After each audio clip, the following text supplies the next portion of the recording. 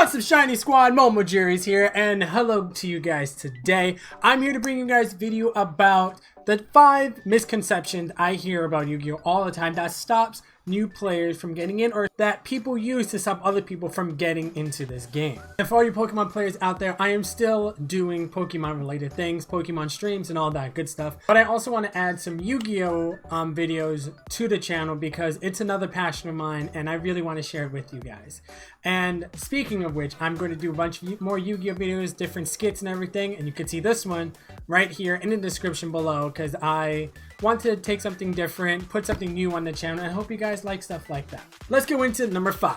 The first misconception I want to talk to you guys today on my list is the fact that people think that Yu-Gi-Oh! The trading card game is only for adults, but it's not. Yu-Gi-Oh! Has an own separate branch for kids. I think up to maybe 12 or 14. It's called Dragon Duels.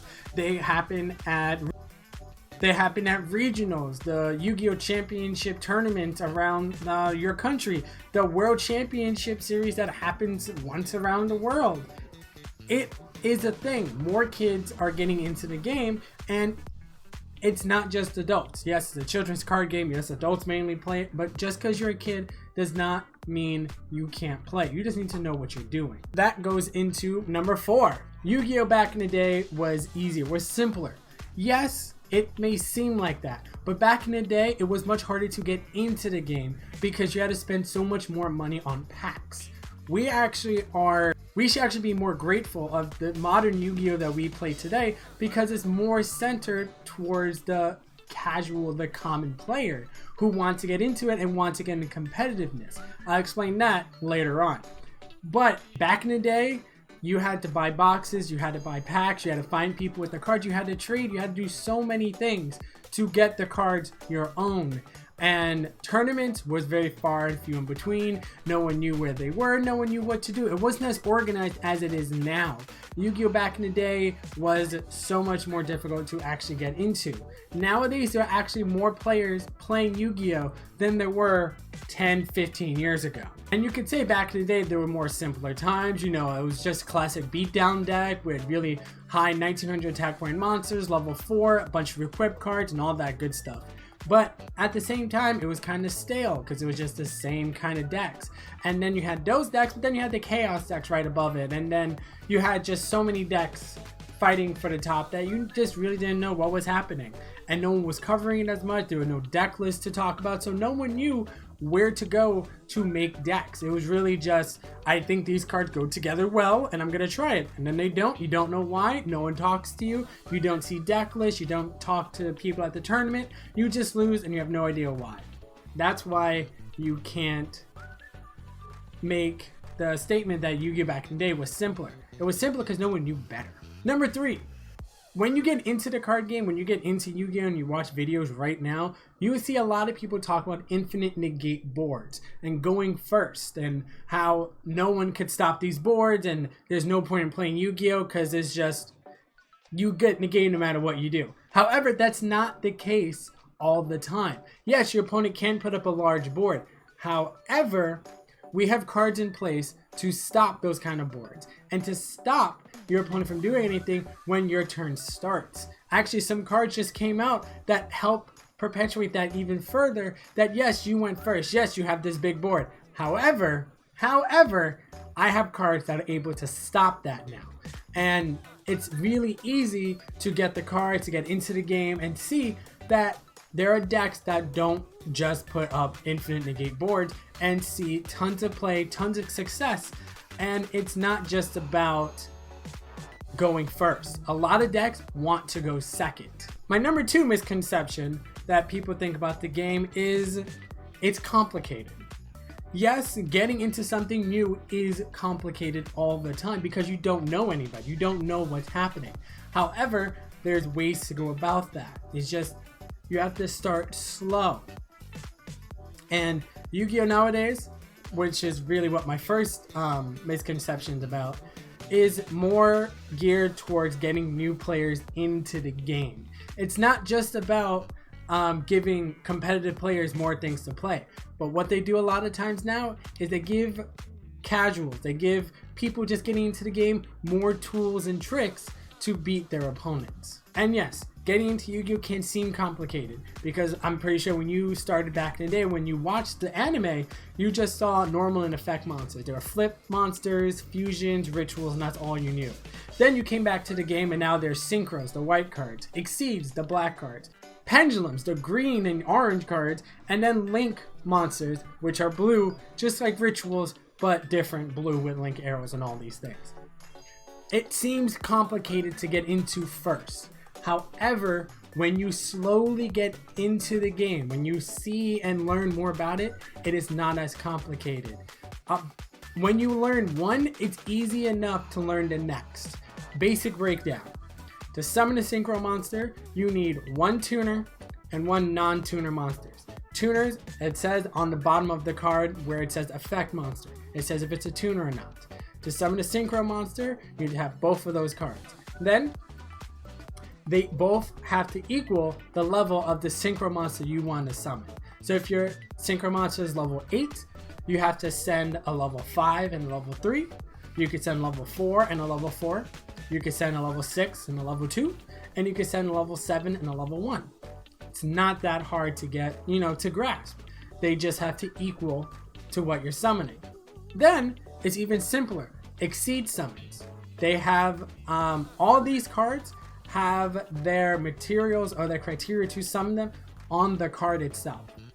A lot of cards just say you need 2 monsters of the same level. This one needs 2 level 4s. This one needs 2 level 3s. Some of them need more or can use more than just 2. This one you can use as many level 5 monsters as you wish. Some of them require specific monsters. This one requires beast warriors. This one requires dragons. But it shows you what you need. Then we have pendulums. Pendulums, I could say that one's pretty complicated, but it's simple when you get it. What it is that pendulums have scales from 0 to 12. You have 2 pendulum zones, one on each side of the spell and trap card zone. You put one on one side, one on the other. Let's say you have a scale between 2 and 8. From there, you could summon as many monsters from your hand or face up in your extra deck that are between level 3 and level 7. Anything in between. You can summon as many as you want. And when pendulum monsters are destroyed, they're not sent to the graveyard, but they're sent face up into your extra deck. Your extra deck is where your synchros, links, exceeds are all kept in the extra deck. These cards go face up on it. I know it's weird, but when you get more into it, it makes more sense. Then, link monsters are kind of the simplest of the bunch. They have their specific requirements on the card as well, but sometimes they're just simple. Sometimes you just need to take 2 monsters. Just throw them in the graveyard. They have to be face up on the field. Sometimes you need to take 3, 4, sometimes even 1. Sometimes they take specific types or specific monsters. Names, really. And you just send them to the graveyard. And then you can use links to summon more links. Just like you can summon synchros. You can use synchros to summon more synchros.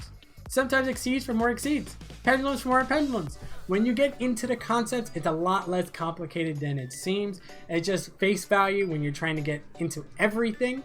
It's complicated. Then, my most hated misconception about Yu-Gi-Oh! Is the price point. Everyone thinks Yu-Gi-Oh! Is an expensive card game to get into. However, it is not.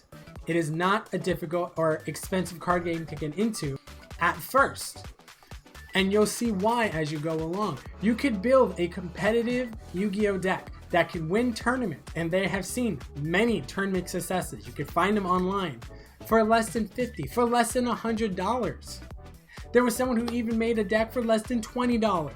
It is very simple to do. And if you want to see me do things like that, please put a comment down below and I'll be sure to make those kind of things available to you so you know that I'm not just talking out my butt right now. It is a thing that you can get into Yu-Gi-Oh! Very cheaply. You can get sleeves for less than $5, a deck box for less than $5, a mat for less than $10. Everything you need to be competitive is less than $100. Another reason why Yu-Gi-Oh! Is so cheap right now is because we have so many reprint sets. Every year we seem to be getting more and more. We get the Legendary Duelist set that comes out maybe 2 to 4 times a year. We have Battle of Legends that's been coming out every year. We have Toon Chaos. We have Gold Series. We have the Megatons. So many things are coming out every year to get more players into it that don't want to spend a lot of money. You don't have money to buy lots of boxes throughout the year? Wait for the Megatons to come out. A lot of the cards get reprinted there. Don't want to wait for the Megatons? Then buy this set. Buy this set. All cards come in common at some point in their lives. You just have to wait long enough to get them. Maybe it might be Pyro Corrupt, but that's a story for a different day. It's insane. I know, it's crazy that people have been talking about this game for a long time. That is an expensive card game. Yes, it is if you want to keep collecting cards and not just be competitive. If you want to do both, it's expensive. You want to do just one over the other, you'll be fine. Collecting, that's expensive. To get all the cards you want, expensive. But if you just want to get into the game, you don't care about first edition cards, you don't care about commission, even though that's debatable. Sometimes your favorite deck won't be successful, but you will see from just looking around that some decks are a lot more fun than you think, and you just have to play them to actually see what they do. And guys, that's my top 5 misconceptions about the Yu-Gi-Oh! Trading card game. What other misconceptions have I missed that stop you from getting into the game? Please tell me down below. And also I want to tell you that I'm doing some comedy skits. If these videos could get enough likes, I'll keep doing them every week. I just need to know how you feel about them, guys. Thank you for watching. Tell me how you feel about this video. And as always, I'll catch you later, Shiny Squad. Peace!